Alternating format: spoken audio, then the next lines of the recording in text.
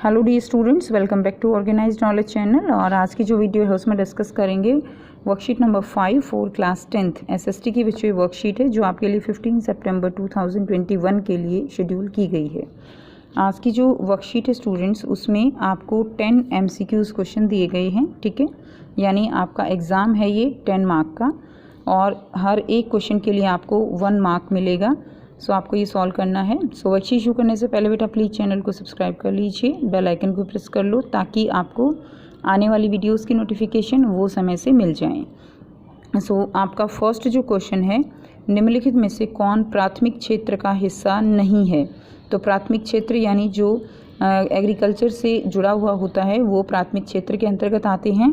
तो इसमें जो प्राथमिक क्षेत्र का हिस्सा नहीं है, option A dairy, option B banking, option C है मछली पकड़ना और ऑप्शन डी है वानिकी। तो यहाँ पे आपका सही आंसर जो होगा, आपका आंसर रहेगा बी, बैंकिंग जो है ये प्राथमिक क्षेत्र से जुड़ा हुआ नहीं है। Clear, B is the right option. Second देखिए, निम्नलिखित में से कौन सा मनरेगा 2005 के बारे में सत्य नहीं है। तो मनरेगा 2005 के बारे में जो सत्य नहीं है, ऑप्शन ए 100 दिनों के रोजगार की गारंटी ठीक है। सरकार द्वारा रोजगार उपलब्ध नहीं कराने पर बेरोजगारी भत्ते का प्रावधान भी ठीक है। सी है 1/4 रोजगार महिलाओं के लिए आरक्षित है। तो ये जो है आपका आंसर जो है क्या है, गलत है, ठीक है। यानी ये इसके बारे में सत्य नहीं है। डी है गांव या आसपास के में रोजगार मिलता है, तो ये भी ठीक है। तो इसका आंसर आपका सी हो जाएगा। नेक्स्ट क्वेश्चन नंबर 3, कृषि प्राथमिक क्षेत्र, संचार तृतीय क्षेत्र, चीनी द्वितीय क्षेत्र। तो जो कपड़ा है वो किस क्षेत्र में आएगा, ठीक है। तो कपड़ा जो है वो किस क्षेत्र में आएगा, वो आएगा आपका, ऑप्शन दिए गए हैं द्वितीय क्षेत्र, प्राथमिक क्षेत्र, तृतीय क्षेत्र, सेवा क्षेत्र। तो जो कपड़ा है आपका द्वितीय क्षेत्र में आएगा, ठीक है। ए जो है इसका आपका राइट आंसर हो जाएगा। क्लियर। नेक्स्ट देखिए, क्वेश्चन नंबर 4 आपको दिया गया है, निम्नलिखित में से कौन सा सही सुमेलित नहीं है। कौन सा सही सुमेलित नहीं है वो आपको बताना है। सार्वजनिक क्षेत्र नौकरी की सुरक्षा, ठीक है। निजी क्षेत्र लाभ का मकसद होता है। असंगठित क्षेत्र नौकरी की सुरक्षा और संगठित क्षेत्र निश्चित काम के घंटे।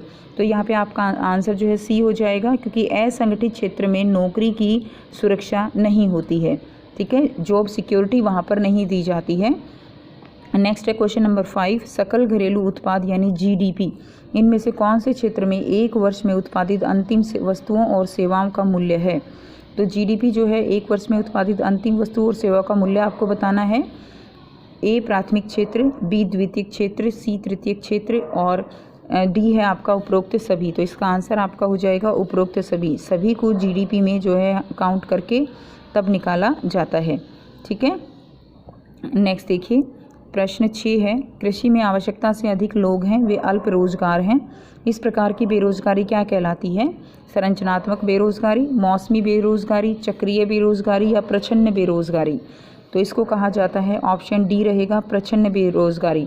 यानी लोग तो बहुत लगे हुए हैं, आवश्यकता से अधिक लगे हैं, लेकिन इतनों का काम नहीं है, ठीक है। तो वो प्रच्छन्न बेरोजगारी कहलाती है। प्रश्न संख्या 7 दिया गया है। प्रश्न संख्या 7 से 10 में 2 वक्तव्य हैं जिनमें कथन और कारण से निरूपित किया गया है और इन वक्तव्यों को ध्यानपूर्वक पढ़ना है और नीचे दिए गए सही विकल्पों के सामने दिए गए गोले को पेन और पेंसिल की सहायता से काला कर देना है। विकल्प हैं, यदि कथन कारण और ए जो है रीज़न है दोनों सही हैं और कारण जो है कथन की सही व्याख्या कर रहा है, तो आपका आंसर ए हो जाएगा। कथन और कारण दोनों सही हैं, लेकिन अगर ये सही व्याख्या नहीं करता है तो बी हो जाएगा। सी है कथन सही है जबकि कारण गलत है और डी है कथन गलत है जबकि कारण सही है। तो देखिए क्वेश्चन नंबर 7 है, कथन क्या दिया गया है, वर्ष 2013-14 में तृतीय क्षेत्र भारत में सबसे बड़ा उत्पादक क्षेत्र जो है वो बन गया है। तो तृतीय क्षेत्र में GDP जो है सबसे ज़्यादा शेयर में आती है, तो ये जो है ठीक है। रीज़न क्या है इसका, कि कृषि और उद्योग के विकास से परिवहन, व्यापार, भंडारण जैसी सेवाओं का विकास होता है। तो इनका विकास होता है, इसी के कारण फिर क्या होता है, इसी के कारण जो आपका तृतीय क्षेत्र है वो सेवाएं हैं वो बढ़ती हैं। तो इसलिए ये रीज़न भी इसका ठीक है। तो इसका सही आंसर जो है आपका ए हो जाएगा। Clear, A will be the right answer.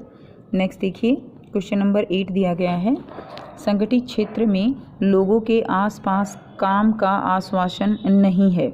तो ये जो आपका दिया गया है इसमें देखिए कथन आपका गलत है कि संगठित क्षेत्र में लोगों के पास काम का आश्वासन नहीं है। संगठित क्षेत्र में लोगों के पास जॉब सिक्योरिटी होती है, तो ये आपका गलत हो गया। अब कारण क्या दिया गया है, संगठित क्षेत्रों के नियमों और विनियमों का पालन करना पड़ता है जो विभिन्न कानूनों जैसे फैक्ट्री अधिनियम, न्यूनतम मजदूरी अधिनियम, ग्रेजुएटी भुगतान अधिनियम आदि में दिए गए हैं। तो ये बिल्कुल ठीक है। तो आपका इसका आंसर हो जाएगा डी, जिसमें आपका कथन गलत है जबकि कारण सही है। ठीक है, डी जो है इसका आंसर हो जाएगा। प्रश्न 9 है, कथन दिया गया है प्रत्येक क्षेत्र में उत्पादित अंतिम वस्तुओं और सेवाओं के मूल्य को सकल घरेलू उत्पाद में जोड़ा जाता है। तो जो उत्पादित अंतिम वस्तुएं हैं, सेवाएं हैं, उनके मूल्य को जो है जोड़ा जाता है ताकि रिपीटिशन ना हो। ठीक है, अगर हम सारे मूल्य जोड़ेंगे, प्राथमिक का अलग, द्वितीय का अलग, तृतीय का अलग, तो जीडीपी जो है वो एग्जैक्ट नहीं होगी। तो ये बिल्कुल ठीक है। नेक्स्ट देखिए, अंतिम माल के मूल्य में ही पहले से ही मध्यस्थ माल का मूल्य शामिल है जो अंतिम माल के उत्पादन के लिए उपयोग किया जाता है। तो उसमें पहले से ही होता है, इसीलिए अंतिम जोड़ा जाता है। तो इसका कारण भी बिल्कुल ठीक दिया हुआ है। तो ये इसका आंसर हो जाएगा ए जो है इसका सही आंसर होगा। नेक्स्ट देखिए, क्वेश्चन नंबर 10 है, कथन दिया गया है असंगठित क्षेत्र की विशेषता है छोटी और बिखरी हुई इकाइयाँ जो सरकार के नियंत्रण से बाहर हैं। तो ये ठीक है। ठीक है, और रीज़न क्या दिया गया है, असंगठित क्षेत्र में रोजगार सुरक्षित है। तो ये गलत है, असंगठित क्षेत्र में रोजगार सुरक्षित नहीं है। तो इसका आंसर हो जाएगा आपका सी, जिसमें आपका कथन ठीक है लेकिन कारण जो है वो गलत दिया गया है। क्लियर। तो इस तरह से आप अपनी वर्कशीट कंप्लीट कर सकते हैं। आई होप सभी को वो ये क्लियर है। कोई भी डाउट है बच्चों तो आप पूछ सकते हो।